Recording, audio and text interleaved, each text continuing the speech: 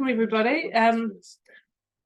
Thanks for joining us today for the Bioethics Centre seminar. We're very fortunate to have two speakers joining us today.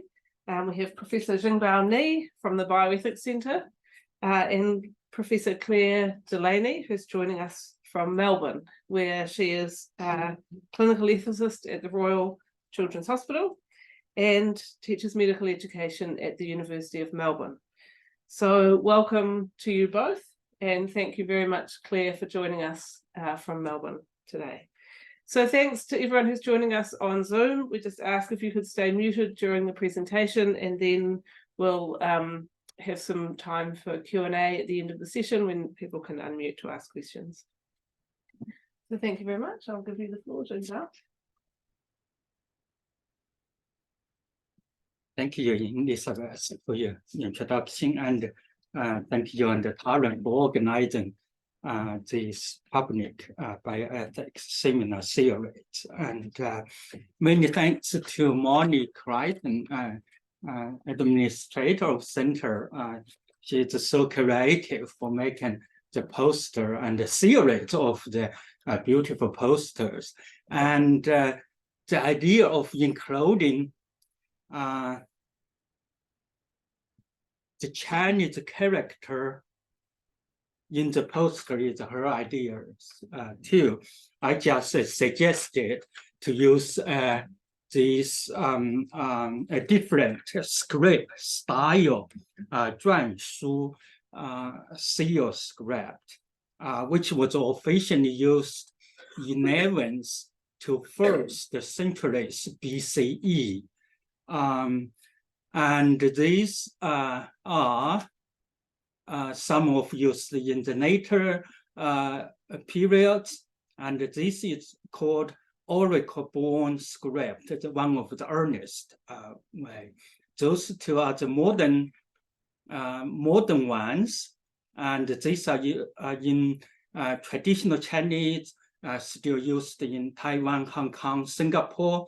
These are simplified Chinese, which are used in mainland China. And this, the character for medicine, this part up left is a picture or pictogram for a bag of arrows. And these up top upright, it's more it's a phono-semantic, so indicating pronunciation of this character, that's E, and the lower part is symbolizing liquor and wine. Another very commonly used character, I hope I can see it, the lower part symbolize witch and witchcraft. Today's seminar is based on the Jim Saville opening address. I was so honored and delighted to give last year at this National Paediatrics Bioethics Conference organized by Professor Clare Delany and her team. And the input offered by Clare was so significant. Actually, the address was a joint undertaken. So it is really fantastic. Clare can join me today to give the seminar together. Many thanks, Clare. About this last year, I more focused up on the theme of reclaim a sense of common humanity through engaging with Confucian ethical universalism. Today, Clare and I will use ADHD in the Chinese Western cultural context as a springboard to explore a bit more general question about how should the cultural difference related to parent-pediatrician conflict be understood and addressed. So in the following, Clare will present a case and an ethical framework of decision-making in pediatric Pediatrics, Bioethics. Then I will present two approaches to cultural differences, related to ADHD in the Chinese Western cultural settings. And we both Clare and we will conclude with a few practical tips. Clare? Thank you, Jing-Bao. Thanks so much for inviting me to co-present with you. I'm really pleased to be here. So yes, as Jing-Bao has said, we'll start with this case about Kewen or Kewen in Chinese.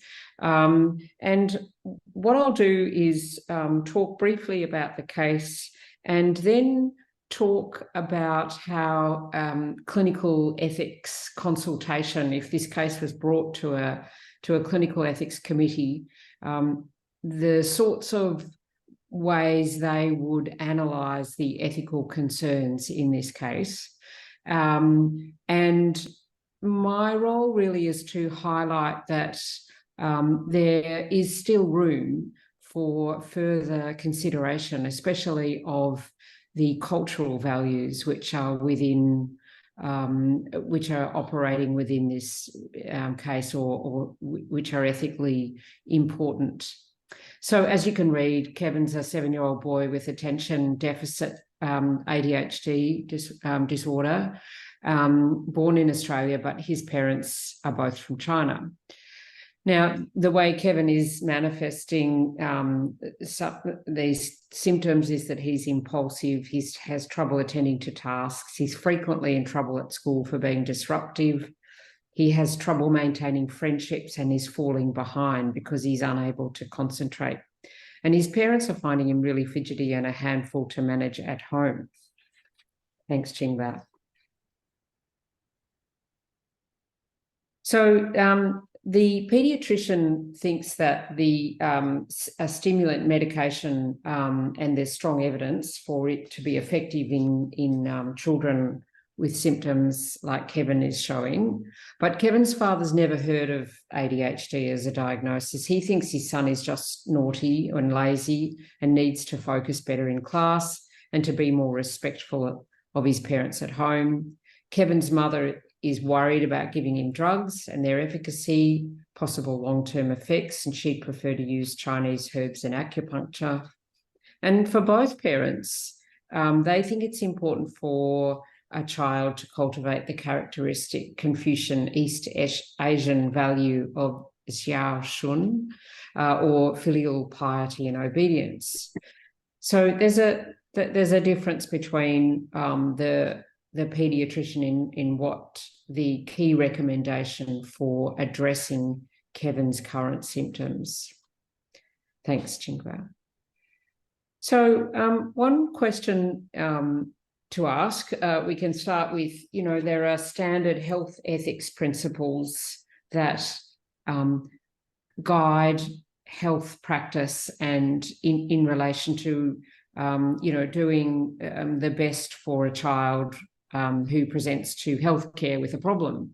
And these are fairly uncontroversial in that the idea is that whatever is decided, it should be of some benefit to Kewen and avoid harms, but it should also ensure in the paediatric situation that Kewen's parents' moral authority and to make decisions that they think are in line with Kewen's best interests are respected, that Kewen, as he is developing his views, should be taken into account, and that whatever is done should be a fair use of resources. So, no one can really argue with those, but do they help in this case? So I think what they often do is they help in certainly shaping the ethics questions, so that if Kewen's case was brought to an ethics committee, it's very likely that the topic of what is or what actions are in Kewen's best interests, what is a benefit for Kewen at this stage, So thinking about what he's missing out on in terms of schoolwork, whether drugs could help, or whether the working with the parents in some sort of offering a different type of discipline, or acupuncture. How would we measure whether they're working? Is it up to the parents to decide in terms of their autonomy? And what sort of use of resources is a fair and equitable use? Do we spend a lot of time with these parents supporting their methods, or do we override them? So the ethical principles come into all of those considerations about how to best respond to this apparent disagreement. But as the yellow box there suggests, those same principles require a little bit more interpretation to consider the ethical significance of cultural differences when they appear in these types of clinical cases. How much to consider the cultural views, or what ethical value to place on Kevin's parents' views about what Kevin needs versus the medical view of what is required. I think unpacking benefits and risks requires a more expanded conversation about what we mean by benefit and who is benefiting, and how. And that's where Jing-Bao his presentation on how to think about cultural values is going to dovetail with this. Next slide, thanks. So there are a few other concepts that we regularly use in paediatrics that can help to unpack these ethical values that are at stake in a problem like Kevin's, or in a situation like Kevin's. Thanks, Jing-Bao. So we could frame the discussion in terms of children's rights and parents' rights. So if we separate out the parents and put them to one side for the moment and just think about Kevin and his sort of interests, if you like. Right seems quite strong, but he certainly has interests in learning. He has interests if something can be done now to assist him so that he has future opportunities to have learnt, and not to cut that out, because it has long-term consequences if he isn't able to keep up now. But also parents have rights to decide what is best for their child. So we have found that bringing it down to children's and parents' rights can sometimes be, as Jing-Bao talks about, a dichotomizing framework, and it can sometimes be more helpful to think about, well, what's in Kevin's interests and what are in the parents' interests, and how can they both be accommodated. Another framework that we use, which is essentially related to the harm principle, is to think about the idea of the zone of parental discretion, the idea that parents have, moral authority to decide what's in their child's interests, and that forms a sort of zone of discretion. And although they might make decisions which are not in a child's best interests within that zone, they might be suboptimal, but as long as they're not causing harm, then they should be respected. Next slide. Thanks, Jing-Bao. And and this is the way we sometimes represent this zone of parental discretion, that there are.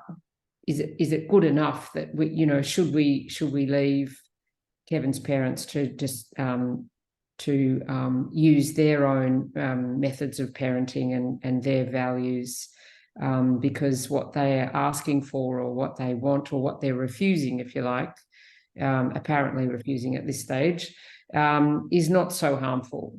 And that's this figure just helps to direct the conversation and helps people to understand whether they're sitting in the grey zone or whether they really think what's happening to Kewen is in the red zone, and it's definitely going to be harmful for him and outside of parental discretion. So they're the concepts that that we quite often draw from in the discussion. The next slide, thanks, Jing-Bao. But I still think there's plenty of room in there for more conceptual understanding about cultural difference and how to weigh the ethical significance of Kewen's parents' cultural views about the best way to bring Kewen up and versus the clinician's views. So I'm going to hand over to Jing-Bao now and come back at the end. Oh, no, sorry, I've got one more slide. This is in when you're listening to Jing-Bao, these are the sorts of steps that we tend to follow, not always in a linear way, but step number 3 I want to highlight, which is closing in on the ethical question. And so the ideas that I presented before, the ethical principles, the foundational ethical principles, some of those other concepts like parental rights and a child's right and the zone of parental discretion, they can often guide the sorts of ethical questions we end up identifying as important in this case. So the question might be framed as what harms would Kewen experience if he didn't get the ADHD drug? What would his life be like if he continued on as is now and into the future? Or we could frame it as, is it within Kewen's parents' zone of parental discretion to continue to refuse this drug? And that would mean that we would hone in on those particular ethical concerns. But as we listen to Jing-Bao, what he has to say might assist in expanding the type of ethical question that we ask. And that would guide, well, what are the possible ways of proceeding and the pros and cons of each action. So keep these steps in mind as we listen to Jing-Bao. Thank you, Clare. Now let's sit back, very back for a while before we come back to the case of Kewen and the practical issues there. And while I briefly present two different approaches to cultural differences, including Chinese Western cultural difference related to ADHD. It is said that the UN once conducted a worldwide survey on the question, would you please give your honest opinion about solutions to food shortage in the rest of the world? The survey was a total failure because in Africa, people do not know what food meant.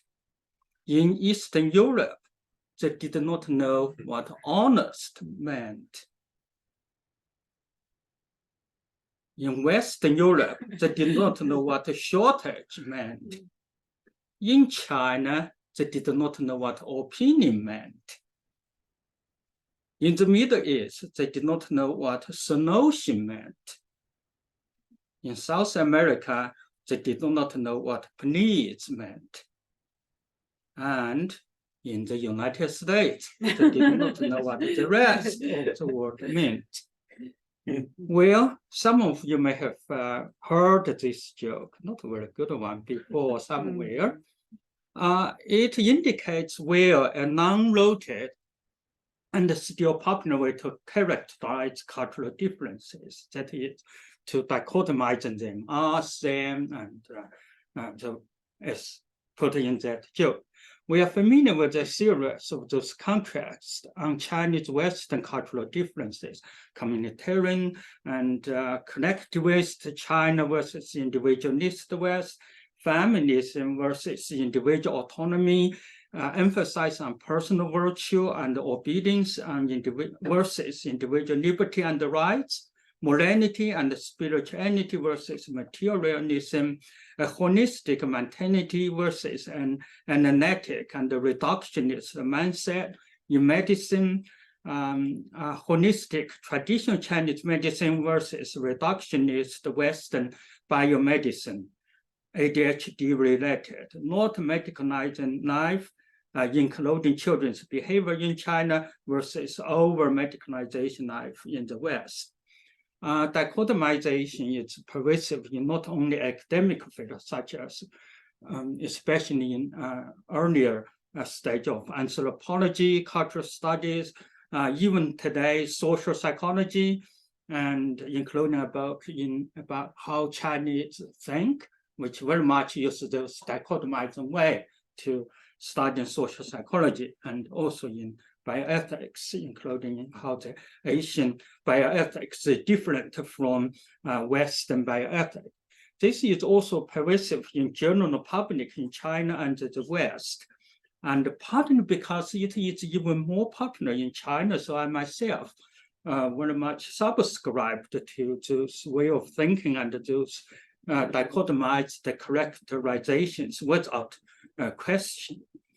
As a result, the thesis on clashing or war of cultures has been widely held. The numerous example here, and let's just mention 3 here.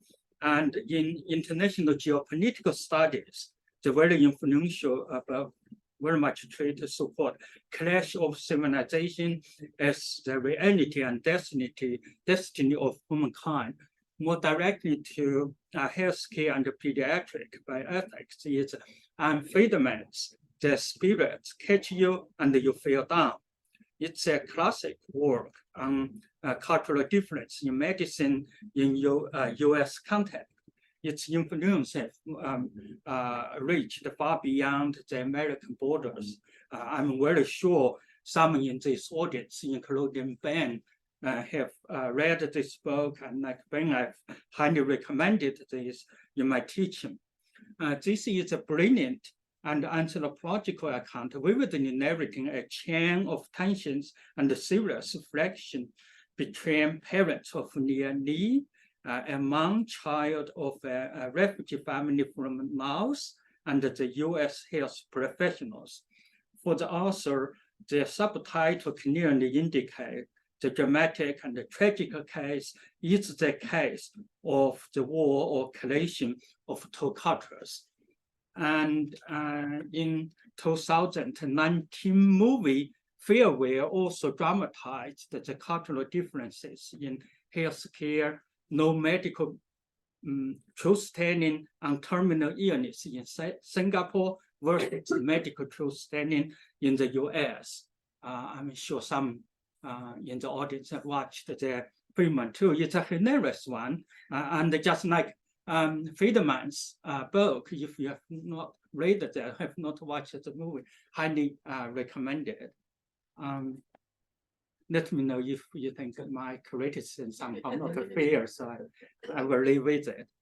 But my previous research has very much indicated the problem of dichotomizing Chinese Western cultural difference, as well as the fascinating complexities Chinese Western cultural difference involved in telling or not telling the truth about terminal illness.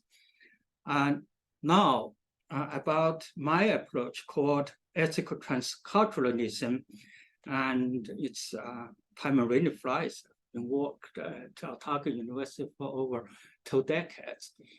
Since I've taken the photo with my cell phone 3 years ago, I have not seen the same yellow, magic yellow color again there. Again. Some of you have seen following a few slides more than once. Please forgive me to bear with it for me to show those again, to give a bit of background about my approach of ethical transculturalism. It has been such a great blessing. I've been able to carry out a number of research about a range of bioethical issues in China and East Asia within a global context. Research I feel passionate about, including recent years. I've been very much focused upon Confucianism bioethics, particularly Confucianism about meaningful aging and social elderly care, and intensively working on Confucian ethics versus militarism, China's war on COVID-19, humane politics, and global ethics, trying to presenting a Confucian global health ethics vision and there. And through that research journey, there are two themes has emerged. On the one hand, I start to be more and more critical about the bioethics.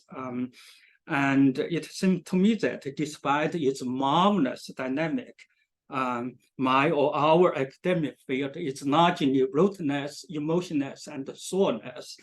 I'm very much aware that my radical criticism here is not that fair to the great work of my colleagues in this audience and many, many elsewhere. But I think I have a point to make here.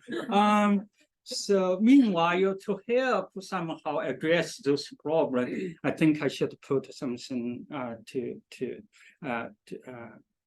a bit constructive there. So put forward, I'm still developing this approach, which currently I called, so far called ethical transculturalism. This is a vision I want to emphasize, deeply rooted in Chinese reality and Chinese cultural tradition, particularly Confucianism. Of course, in the research, I've always in general taken methodology of social bioethics, that's integrating ethical analysis where the sociological and the historical inquiries, often from an explicit or implicit Chinese Western comparative perspective. So this ethical transculturalism have 5 theoretical and methodological elements. First, appreciating the complexity of cultural differences. Second, taking seriously internal moral plurality and diversity within every culture. Third, focus upon not only cross-cultural difference, but also transcultural commonalities and especially a common humanity.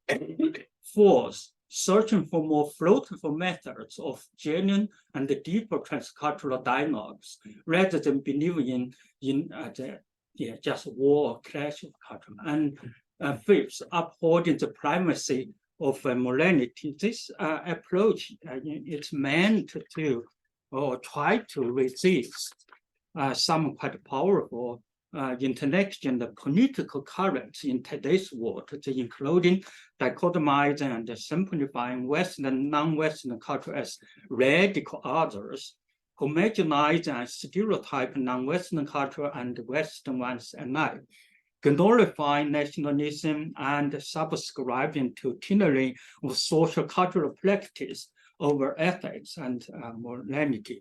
I acknowledge my research in cooperation with Rose Fitzgerald in this direction of studies. Because of time, I will not go say any further about these slides.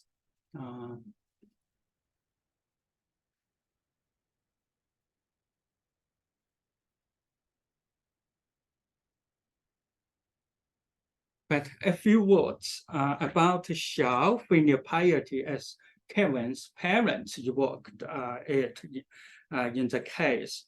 Shall it's I would say as the most serious misrepresented Confucian and East Asian value. It is actually far more than just obedience and individual virtue or merely a feminist norm. This potent concept is a foundational part of a Confucian social ethics. So in a way, can be a foundation of global Confucian global ethics as well. It can be very easily used and have been used to dichotomize the Chinese or East Asian versus Western cultures. And however, as a research on Confucianism about organ and body donation by Gareth Jones and me initially, which indicate once again, the cultural difference are far more complicated and fascinating. Now, ADHD. Several years ago, I worked with Neil Pickering for the research, what we call the transcultural ADHD. Neil discovered, that's Neil's discovery. There is a it's a double dichotomization exists in the current international discussion in pediatrics and bioethics. That the double dichotomy of biology versus culture and the cultures, which Neil called the different presumption, can be found actually widely exist. The double dichotomy taken biology to explain the cross-cultural similarity, culture to explain the intercultural differences. So our approach will be said things are far more complicated here. So we then go to a Chinese classic novel, the Dream of Red Chamber, or the Story of the Stone, and which is its importance for Chinese culture is like the place of Shakespeare for British culture. And contrary to the different presumptions there, Chinese culture about the children's behavior, about normative attitudes to the children's behaviors are far more diverse and also plural and conflicting with each other. And so we can say there is a kind of parallels there, could be with the contemporary US or Western debate. So even including medicalization of life and the debate about children behavior related to medicalization children's behaviors. It is worth noting that ADHD has now incorporated into practice and textbooks of traditional Chinese pediatrics. So ethical transculturalism, therefore, would suggest that Chinese and Western cultural dialogue and the ethical issue of ADHD and the medicalization of life should carry out the following discourses on the differences as well as similarities and commonalities. This would at least including those ones between Chinese and West critical views about medicalizing children's behavior, about between China and Western affirmative stance, including traditional Chinese medicine, or one including the father of Bao Yu, the main character in the story of the stone. And also between the Chinese criticizing views and the Western affirmative views, what they are, why they are so different, between Chinese affirmative stance and Western criticizing views. So here, once again, that our practical need would be toward a more constructive and a more open transcultural dialogue. So practically, ethical transcultural means is oriented to this. So acknowledging internal plurality with every culture and the complexity of cultural difference.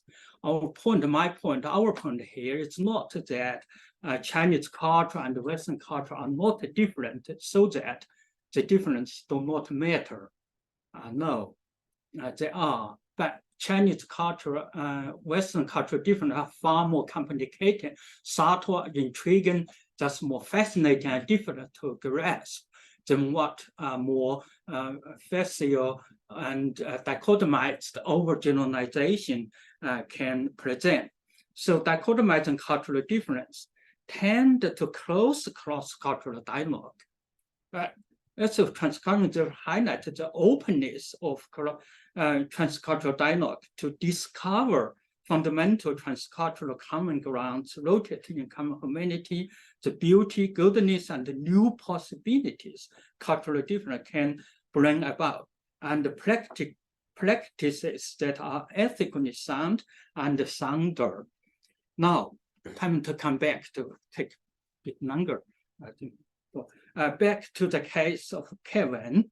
I'm afraid there's no straightforward answer to that. But this is exactly a point of ethical transculturalism.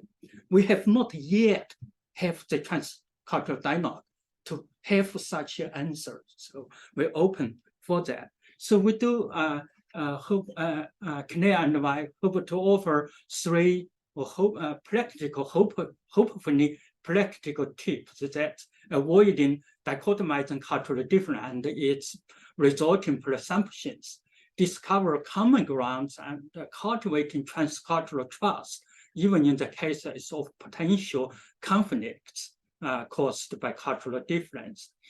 And so we will come to the well-known motto. We're all very familiar with the communication.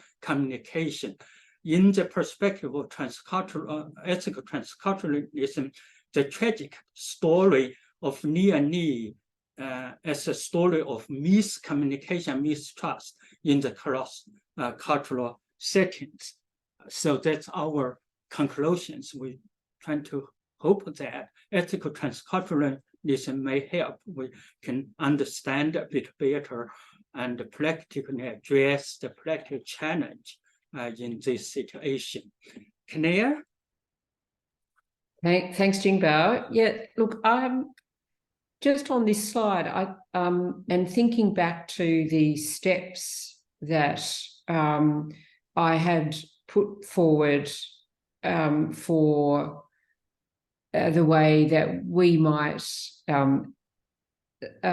those steps there, yeah. So I think that what I found when Jing-Bao presented this last year and listening again now is that the idea of ethical transculturalism is a really powerful idea to open up what else to think about when gathering and unpacking information.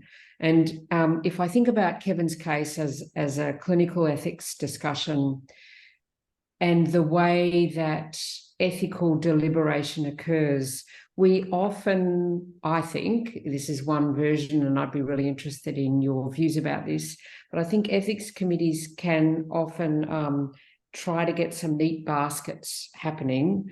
For example, getting the information and then anchoring or linking bits of information to ethical principles. So, you know, well, we know Kewen's parents have said this, and what do we think about that in terms of harm and benefit? How is Kewen going to be affected? So we anchor them down into principles to try to make sense of them is one strategy. And another one that we do is, I think, especially when we're reliant upon clinicians bringing the information to us, is to take the stated positions of the clinician, take the stated positions of the family, and work from there. And yet there's so much underneath those stated positions. They may or may not represent the real values, hopes, fears, background experience and so forth. So I think the idea of, opening up the conversation to see, in particular, to ask questions about what are the values that the clinician and the parents actually share here, or what do they have in common, is not generally a question we sometimes get there, but we sometimes get lured by the conflict and try and stay there. So I think the idea of the essential ideas and those 5 points in ethical transculturalism can really be used to direct really specific questions when considering a practical problem, to hone in on, or even just ask the question, what are the cultural differences here, both in what the clinician's bringing and what the parents are bringing, rather than thinking only in one pathway of health, to recognise plurality in different values about health, and to look for the commonalities between what the parents want for their child and what the medical system seems to be wanting or thinking is the right thing to do, and searching for ways of connecting through conversations, with always those foundational moral principles as a bedrock. But I just think it really opens up other ways of ethical deliberation. So I'll be interested in comments and questions about that. Thank you, Tina. Thank you all for your attention.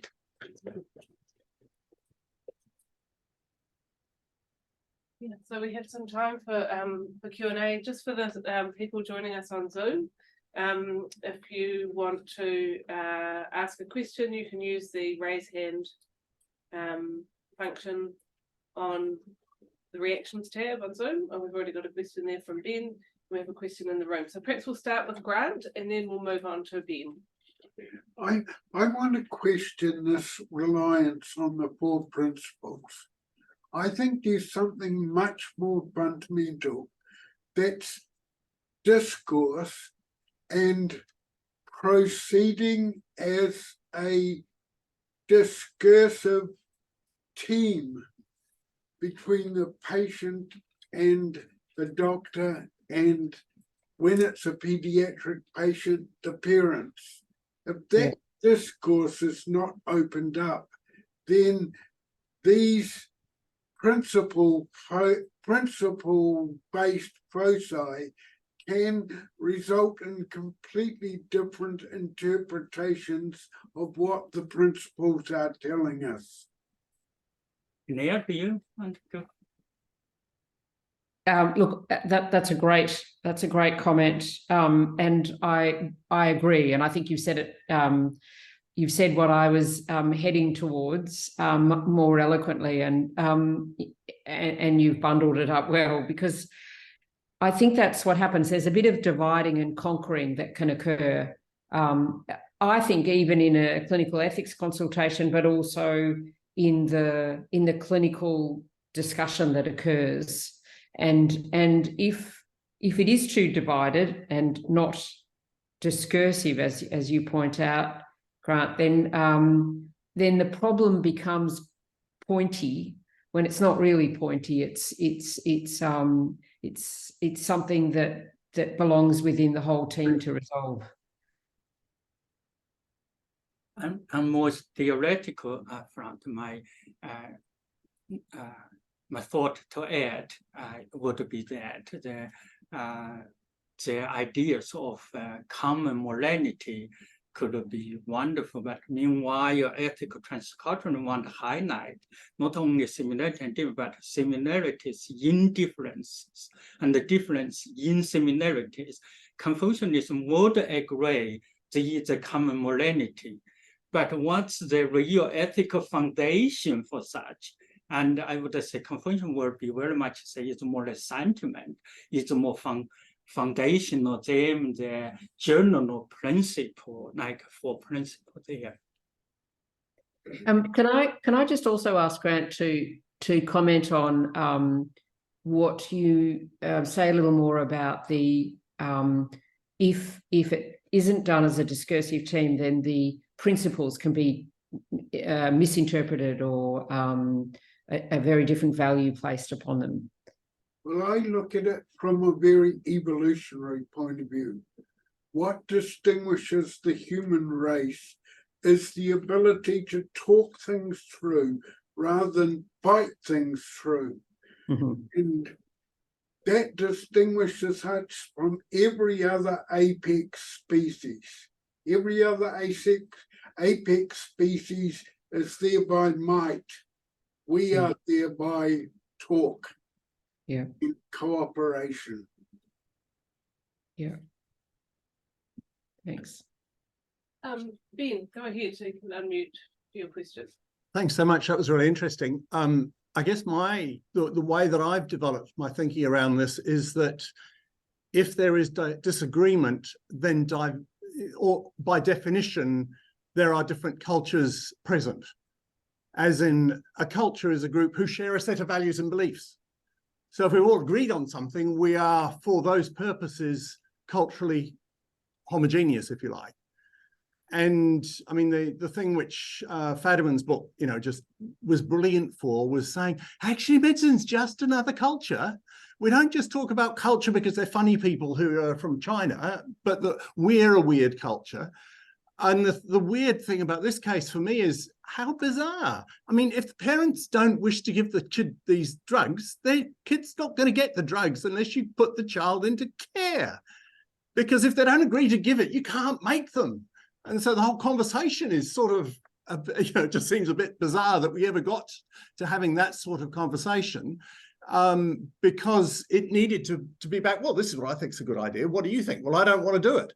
Okay, so that's not going to happen. But my concern is that this is what will happen with Kewen. Is there a point at which you might think of using it? Would you consider a trial? It's about whether they ever want to agree with what I want to do. And if they don't, then the alternative is forced, which the history of which isn't terribly effective. Yeah, I'm really interested in other people's responses to that, Ben, as well, in that so you're thinking, well, if they don't agree in a case like this, that's the end of it. I mean, you can use No. What I'm saying is that if people don't agree, they are by definition culturally different. Sure. That's my starting point, okay? Yep. And that medicine is one culture and the other people are in a different culture that don't agree. Yeah. And that the process really, as Grant is describing, it's dialogue. It's working out what we are able to agree on, starting from a position that neither of us are right or wrong. Whereas it's really hard for the medical world to believe they could possibly be wrong. And I mean, I think the question of medication and ADHD is almost a classic example of it. I think it's an appalling simplification of a major cultural change that has happened within the West, where there are an increasing number of children who are faced in this way and diagnosed with ADHD, when many of them might be more appropriately considered as victims of childhood adverse childhood experiences, who are chronically anxious and who need a different set of approaches than just pharmacology in order to enable them to live a more fulfilled life, but that we don't have the resources to do that, so we just give them pills. So it's a whole bigger sort of set of things around that. Oh, sorry, I should have turned my video on. Oh, that's okay. Yeah, look, I agree. I think this is both a sort of non-case and also a sort of rich case as well, because it does highlight completely different approaches that really can't be simplified into one or the other. There's a whole lot in between. And I think that the idea of ethics transculturalism is just one example of a way of opening up that conversation in the ways that you're suggesting. Yeah, one dimension with the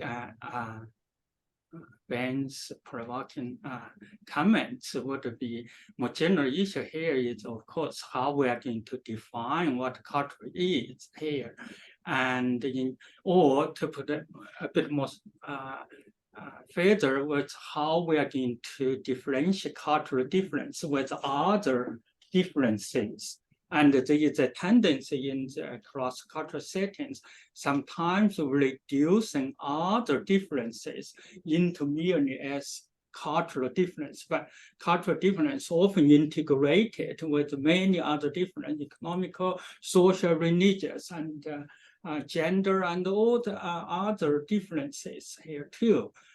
So here it's in, so therefore, how we're going to put those differences in a right perspective.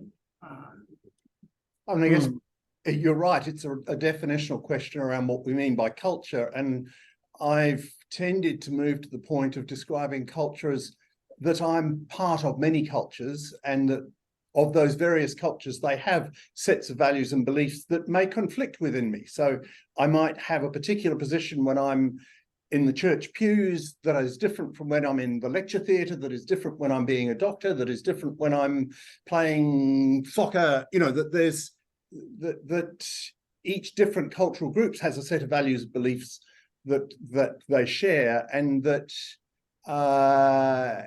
understanding an individual as being a sum of all of the cultures that they belong to. And I would think about my gender as being one of my cultural defining elements, and my sexual orientation and all of those other elements that you described, I would be talking about in the same terms as ethnic culture, if you like. It's just a bundle within to put a set of values and beliefs. Yeah, I'm also interested if in, you know, so there is room, of course, for all these this plurality of views and values, and I'm interested in people's reaction to this sort of bottom line when you're dealing with a child whose interests, in some people's views, might be being curtailed, whose future interests, if there's something that you could do now to assist, and it's possible for you to do it, should you do it, and at what cost? Or does this fall into, well, this is just not so, this is not a life and death situation for Kevin, this is too complex to be imposing one of those bottom line, it tips into the harmful treatment, either by the parents or the doctors.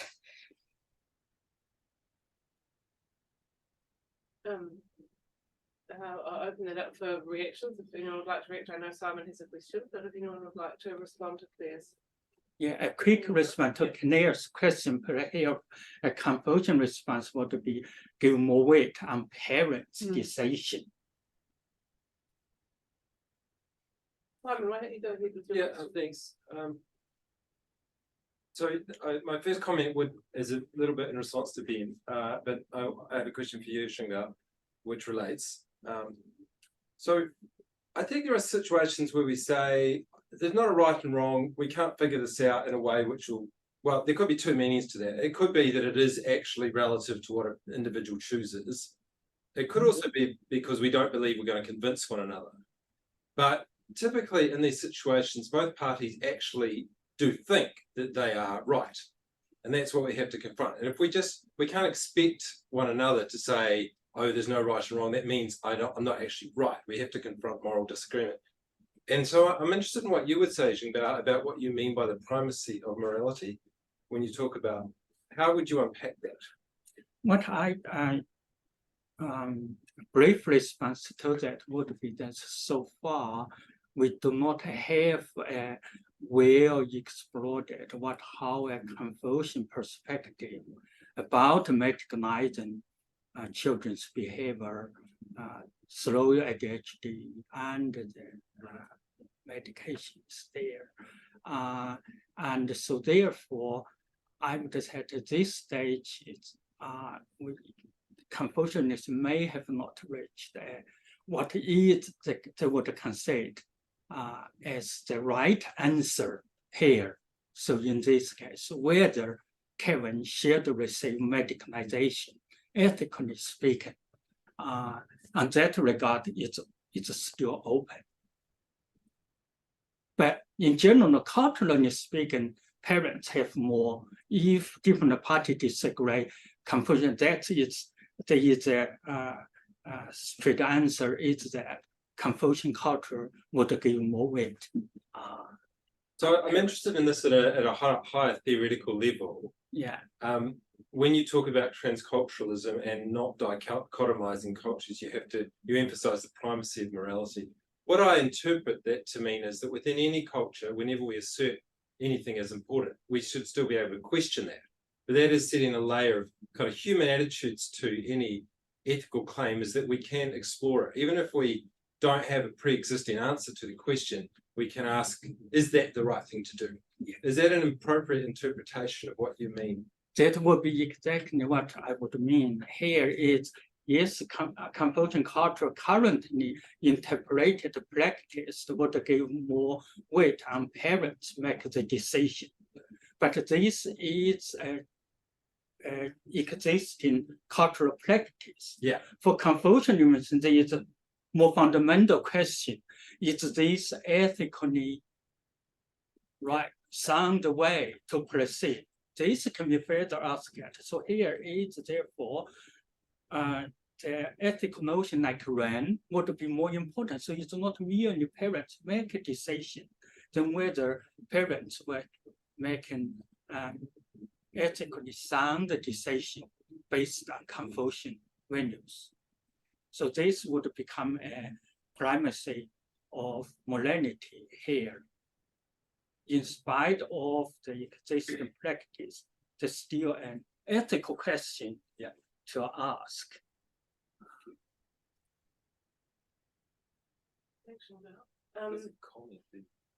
That's just from Neil, who was just giving his apologies for leaving early. I mean, perhaps if I could just respond a little bit more in relation to the zone of parental discretion. Sorry. We've got just got a couple of new questions and we're nearly out of time. So I'm just going to give people who haven't asked a question a chance to ask their questions, and then we'll come back for your comment and if we have time. So Josie and then Taran. So thanks for the point about expecting complexity, because that seems really important, and it's that against that tendency to just say all Chinese people think X, you know, because of their culture or something like that, that sort of flattening. But in the example of ADHD, of course, there's lots of complexity on the sort of Western medicine side of that equation as well. And if you'd chosen a different example, you might not have had as much of that, but like there's huge debate inside of Western medicine about the treatment of ADHD, and even the idea that medicine alone would be the right intervention is heavily debated. But I would love it would be so helpful for us, I think, if you could give us some specifics about how those differences might, or those complexities might be expressed by a Confucian perspective even. So one of the things that seems really helpful is to go into these kinds of situations with a curiosity about what the other person's reasons might be, or how they might express their reasons. So many of us, I think, know the kind of medicalization critique of Western, from, you know, inside Western medicine or inside Western culture of ADHD treatment with medications. But like, beyond kind of calling up this notion of familial piety, or what more might have been said? Like, what could we learn? Because I think I'm sure you're right that there's lots of complexity in there, and that a way forward would be like an answer to Claire's question. I feel like the kind of decision of whether or not you would force treatment or something is so far down the track to where you are with this case, which is that you haven't even really heard what their reasons are. Plenty of Western people would say, my kid just needs to buckle up and pay more attention in class, which is, you know, very similar to the language that you heard that you gave in the example. So what more might be, because maybe there is some different way of thinking with, or expressing some different thing in there than what we might have already seen. Yes, that actually also further to Simon has made.